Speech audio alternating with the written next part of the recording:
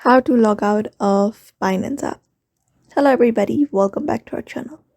In today's video, we will be guiding you on how we can log out of Binance app. So if you are also wondering how we can log out of Binance app, these are the processes we follow. Head over and open up your Binance application on your device and log into your account.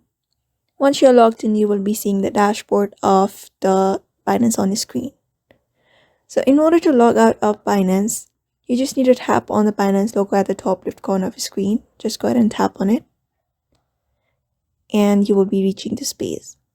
So under this page, you are finding different options or services. You're going to tap on your profile, your user ID right here. And when you tap on it, you will be seeing your account here. So again, just go ahead and tap on this logout option. Since we are logging out, you can just go ahead and tap on it and you will be logged out successfully.